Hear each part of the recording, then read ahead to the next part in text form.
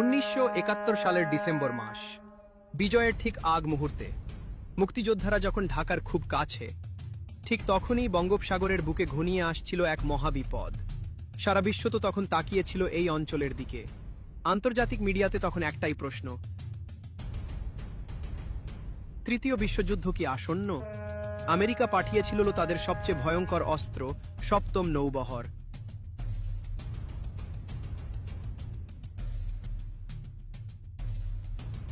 এই ইউএসএস এন্টারপ্রাইজে ছিল ৭৫টি পারমাণবিক বোমা, যা হিরোশিমার চেয়েও কয়েক গুণ শক্তিশালী।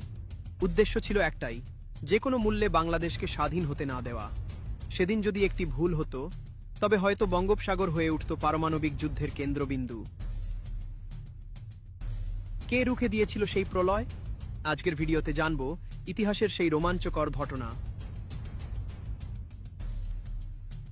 ডিসেম্বরের প্রথম সপ্তাহে পাকিস্তানি বাহিনী তখন পরাজয়ের দ্বারপ্রান্তে। দিশেহারা হয়ে পাকিস্তান সাহায্য চায় তাদের মিত্র আমেরিকার কাছে।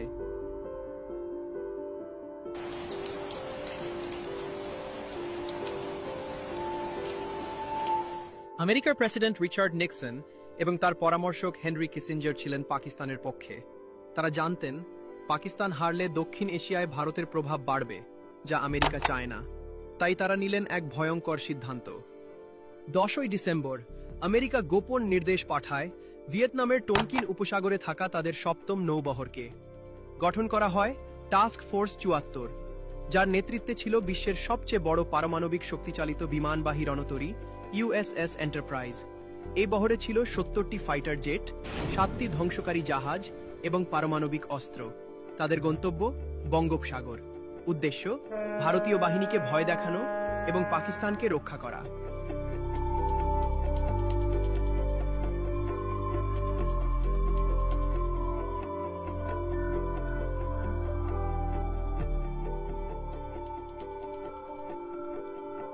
খবরটি শুনে দিল্লিতে আতঙ্ক ছড়িয়ে পড়ে।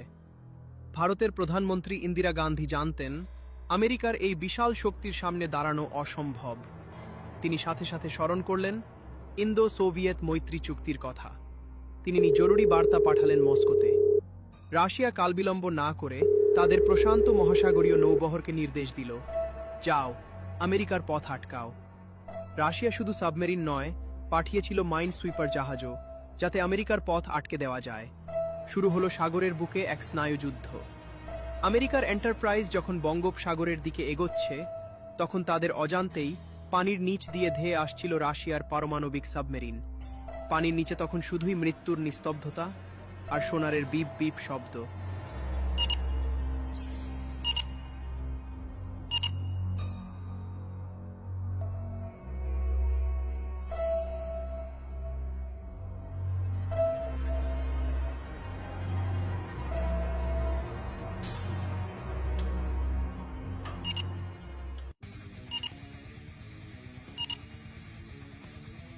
রাশিয়ান কমান্ডার অ্যাডমিরাল ভ্লাদিমির ক্রুগলিয়াকভ নির্দেশ দিয়েছিলেন, আমেরিকান জাহাজ দেখামাত্র মিসাইল টিউব খুলে রাখবে, কিন্তু আমি না বলা পর্যন্ত ফায়ার করবে না।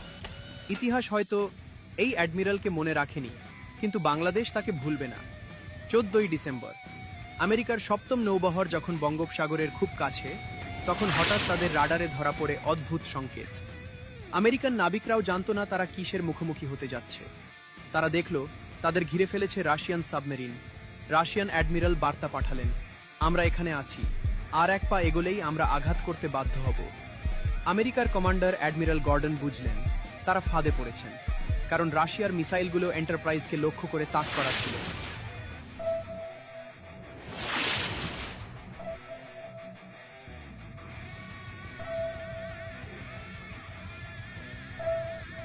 হোয়াইট হাউসে নিক্সন তখন ক্ষোভে ফেটে পড়ছিলেন, কিন্তু করার কিছুই ছিল না। রাশিয়ার এই অনড় অবস্থানের কারণে আমেরিকা পিছু হটতে বাধ্য হয়। এদিকে 16ই ডিসেম্বর ঢাকায় পাকিস্তানি বাহিনী আত্মসমর্পণ করে। ৯৩,০০০ সৈন্য নিয়ে জেনারেল নিয়াজি মাথা নত করলেন। সপ্তম নৌবহর যখন শ্রীলঙ্কার কাছে পৌঁছালে, ততক্ষণে পৃথিবীর মানচিত্রে জন্ম নিয়েছে নতুন দেশ, বাংলাদেশ। আজ আমরা যে স্বাধীন দেশে বাস করছি, তার পেছনে ছিল এই ভূ রাজনীতির এক বিশাল ইতিহাস। রাশিয়ার সেই ভূমিকা না থাকলে হয়তো বিজয়ের ইতিহাস অন্যরকম হতো। সেই বন্ধুত্বের ঋণ বাংলাদেশ আজও স্বীকার করে। আপনার কি মনে হয়, রাশিয়া না থাকলে 16ই ডিসেম্বর কি আমরা বিজয় পেতাম? কমেন্টে জানান।